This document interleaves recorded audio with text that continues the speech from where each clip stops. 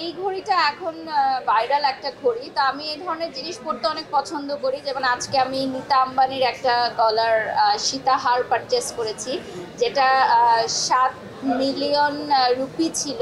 সেটা এখন বাংলাদেশে একটা ডিজাইনার এনেছে, তো সেটা আমি কিনেছি। এই ধরনের ভাইরাল জিনিসগুলো আমি কালেক্ট করতে পছন্দ করি। এই ঘড়িটাও সেরকমই একটা, প্রাইস বলবো না, বাট এটা আমার খুব পছন্দের। তাহলে কি আমরা বলতে পারি যে বারিশ বাংলাদেশের নীতা আম্বানি?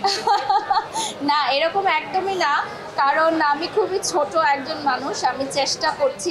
আমার মনে হয় সর্বপ্রথম আমি বাংলাদেশে এটাকে একদম ওপেনলি বলি যে আমি এস্থেটিক সার্জারি করেছি। সেই সময় নেটিজেনরা তুমুল ঝড় তুলেছিল, আমার কড়া মন্তব্য করেছিল। এখন এগুলো অনেক স্বাভাবিক হয়ে গেছে।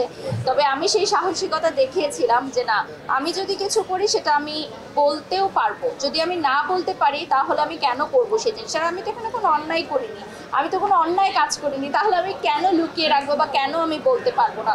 আমার এই সৌন্দর্যটা যাতে আরেকজনও ক্যারি করতে পারে, সেজন্যই সবার মধ্যে ছড়িয়ে দেওয়া। 1, 2, 3 ঢাকায় জমি জিতে নিন 100% ক্যাশব্যাক সহ 20 কোটি টাকার পুরস্কার। বিউটি সবসময় মেয়েরা অনেক পছন্দ করে, এবং সায়েন্স অ্যান্ড টেকনোলজির সাথে বিউটিফিকেশনের মানে ভাষাও চেঞ্জ হয়েছে। এখন সবাই চায় যে তাদের ফেসটা একটু শার্প হবে, কোরিয়ানদের মতো ভি শেপ হবে, বা তাদের লিপসটা একটু ফ্লাফি হবে, তাদের চোখটা একটু সুন্দর হবে। এই তো আমাদের চাওয়া। তো যার যেরকম কমতি থাকে সে সেটা পূরণ করে নেয় অ্যাস্থেটিক সার্জারির মাধ্যমে। That's it. এটা আমি খারাপ চোখে দেখি না মোটেও। সবারই সুন্দর হওয়ার অধিকার আছে। হ্যাঁ, আল্লাহ প্রদত্ত চেহারা যে সুন্দর না সেটা আমি বলছি না, বাট থাকে না একদম পারফেকশন। সবাই তো আর একদম পারফেক্ট ফেস নিয়ে জন্ম নেয় না। অনেকেই থাকে যে বাই বর্ন বিউটিফুল, তাদের কথা আলাদা। যাদের যে কমতি থাকে তারা সেটা পূরণ করে নেয় অ্যাস্থেটিক সার্জারির মাধ্যমে। আমি বাংলাদেশে শুধুমাত্র একজন ডক্টরের কাছেই হাতেই কাজ করাই। ওনার কাছে আমাদের বাংলাদেশের টপ সুপারস্টাররা থেকে শুরু করে সবাই কাজ করান। সো আসলে অদক্ষ হাতে কোনো কিছু করলে সেটার তো একটা ফল পাওয়াই যায়। যেমন আমরা দেখি যে বাজারে অনেক ধরনের ক্রিম আছে যেগুলো আমরা মেখে কিন্তু অনেকে ক্ষতির শিকার হই। তো সব কিছুর সাথে সব মিলালে হবে না।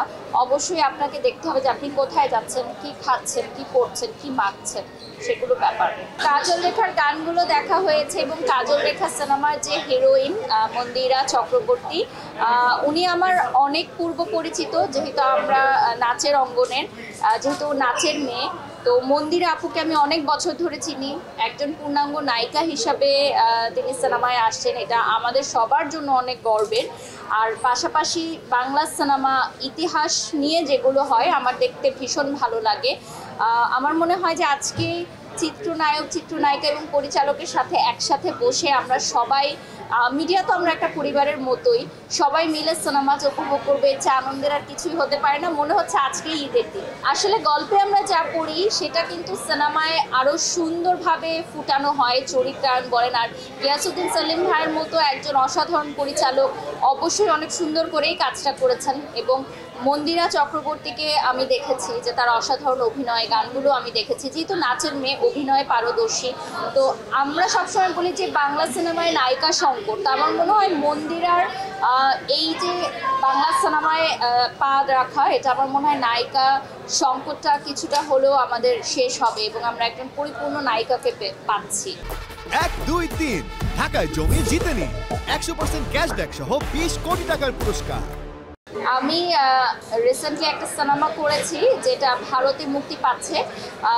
26 তারিখে মুক্তি পেয়েছে, এপ্রিলের 26 তারিখে। এবং সিনেমাটার নাম হচ্ছে এটা আমাদের গল্প। সেখানের গানগুলো অলরেডি রিলিজ হয়ে গেছে। তো আমার ফার্স্ট মুভি যেহেতু ভারতে করা হয়ে গেছে অলরেডি, আমি জানি না আমার সৌভাগ্য হবে কিনা বাংলা ইন্ডাস্ট্রিতে কাজ করার, কিন্তু আমি আমার জায়গায় অত্যন্ত হ্যাপি। আমি যেহেতু ব্র্যান্ডিংয়ের কাজ করছি, প্রমোশনাল কাজ করছি, আর সিনেমার নায়ক নায়িকাদেরকে নিয়েই কাজ করছি। তো আমার আসলে কখনোই মনে হয়নি যে আমি সিনেমার বাইরের একজন মানুষ, কারণ তাদের সাথেই আমার সবসময় দেখা ওঠা বসা। ভালোই লাগে আসলে। যার রিজিক যেখানে লেখা থাকে, কখন কোথায় লেখা থাকে এটা কেউ জানে না।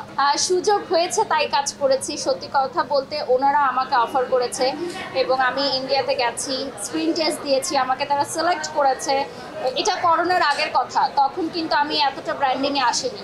তো সেই আপনারা সিনগুলো দেখলেই বুঝবেন যে আমার একেবারেই আগের ফেস আছে, তখন আমি ফেসে কোনো অ্যাস্থেটিক সার্জারিও করিনি, কোনো প্রকার ট্রান্সফরমেশনও নাই, একদম আমার র ফেসটাই আপনারা দেখতে পারবেন সিনেমাতে। তো আমার মনে হয় যে সেই সময় আমাকে যারা অফার করেছিল তাদের সাথে ডেফিনেটলি আমার কাজ করা উচিত। আর সিনেমা মানেই হচ্ছে বড় পর্দা এবং ভারতে কাজ করার অভিজ্ঞতা অনেক বেশি। যাদের সাথে আমি স্ক্রিন শেয়ার করেছি তারা ভারতের বিগেস্ট স্টার, আপনারা স্ক্রিনে দেখলে বুঝতে পারবেন। তো তাদের সাথে কাজ করার অভিজ্ঞতা সত্যিই দারুণ, আমি মিস করতে চাই।